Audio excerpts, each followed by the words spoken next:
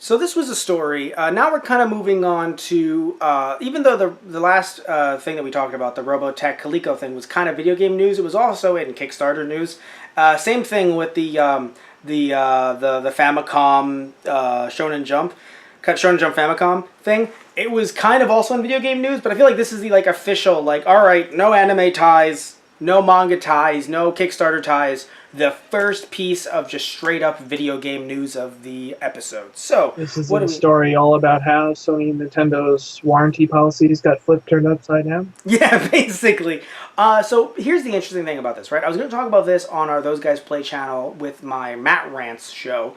I was going to talk about that there. But I realized there's a lot of news coming out recently, some GameStop stuff, some other stuff, and also the fact that I also want to give some of you guys tips, like I have been, on how to build your gaming collection, or how to run a YouTube channel, or gaming YouTube channel on a budget, and stuff like that. So I thought that to do that, and also only do 2 a week, it was probably going to be a lot better for us to talk about this here. This was probably a better venue to talk about it. Also, just to have you making your Fresh Prince references, Tristan. That's what we don't pay for. That's what we get you for free for. Even though we would pay you if you could. Anyway, so... I mean, you just started off talking about it so perfectly. I'm like, did he start... was he gonna sing? Yeah, right. Was I going to... I don't know. So... Basically, Sony and Nintendo have updated their warranty statements. And the reason why they did is because the United States Federal Trade Commission, the FTC, was like, hey guys, this technically isn't legal. Now, what isn't legal? Well, the fact that for all these years, not just these companies, but other companies as well, electronics companies have said, if you open this up, that voids your warranty. And the reason why is because... from the looks of it, from this article, and also just from other people discussing the news as well, the idea is that free competition is allowed, right, under capitalism should, right, they should breed competition, right? That's what capitalism should be about. So the FTC trying to regulate and stuff like that, because that's kind of what they do, they're kind of sitting there like, this, the fans should be, or rather people buying this, not really fans, consumers, should be able to actually tinker with their system and repair their system if they want to. It shouldn't be a situation where, if a fan was like, oh God, what's going on in here? It smells like smoke. And they open up, or it smells like something's burning. They open up their system. All of a sudden, Sony's like, I'm sorry, we can't do anything about that. You spent $600, but you opened it up, so sorry. Now, that was just a complete, hypothetical, but the point still stands, Tristan, is that, right. And people, watching online, or listening in, the point is that, it shouldn't be up to these companies to dictate. Like, you can dictate anything involving copyright, right? Because, and trademark and stuff like that. I mean, fucking, that's been going on since 2000, right? When Clinton came in and was just, I don't know what he said to them, but essentially they were like, hey, it was like Mickey Mouse and a bunch of others. They were like, hey guys, so we should own this copyrights forever. And Clinton was like, all right. And then that's exactly how the meeting went, by the way. They brought in Mickey Mouse himself. No, but essentially just extending the copyrights, Digital Millennium Copyright Act, extending copyrights to, I think it's 75 years after an author's death, or after a creator's death.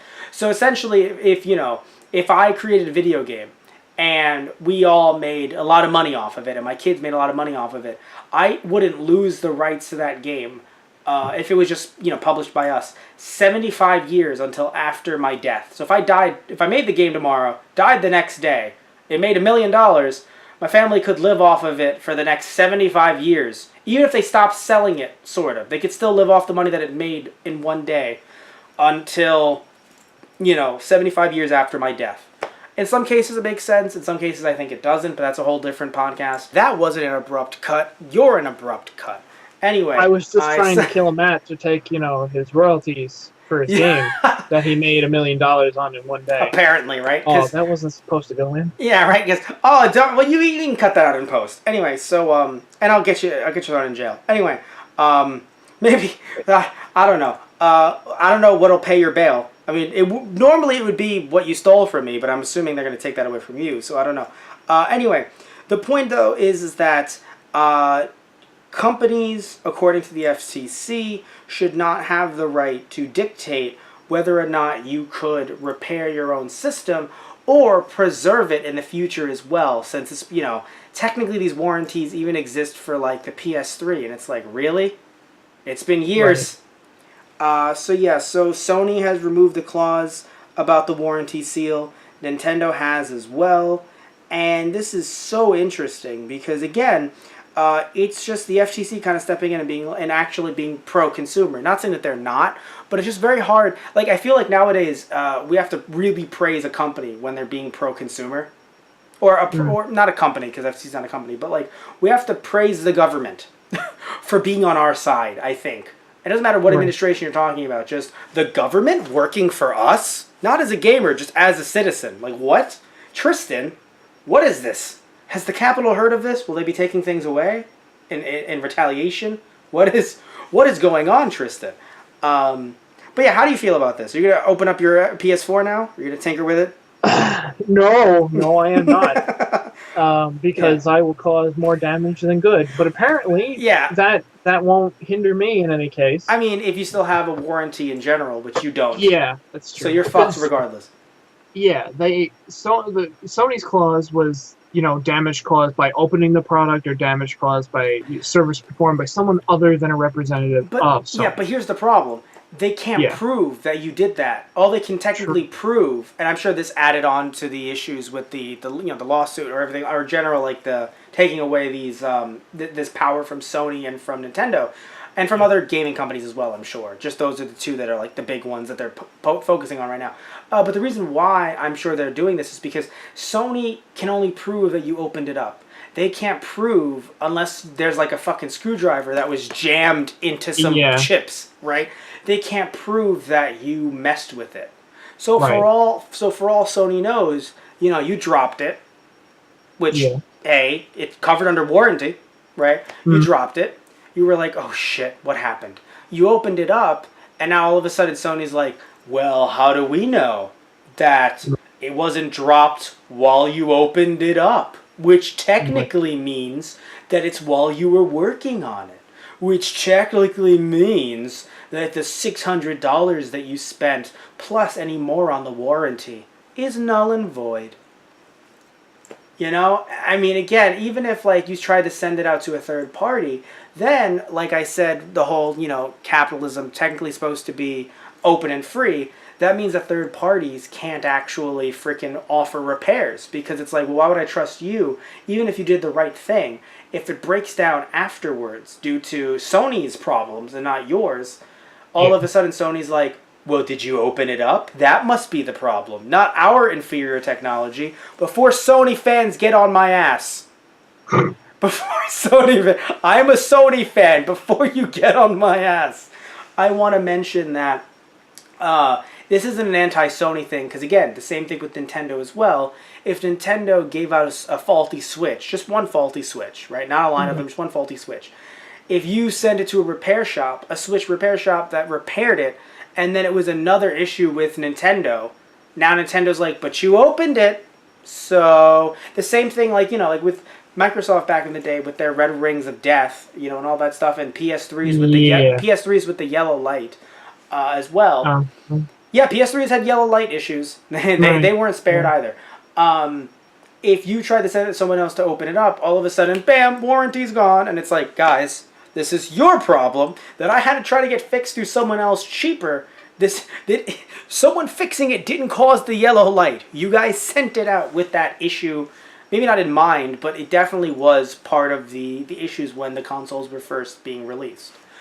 I don't know. To be fair, I don't know if the red ring issue with the 360s or the PS3 yellow light was ever fixed. But I know like later PS3 models don't have that issue. But I don't know if they were ever fixed with later editions of the first PS3 models.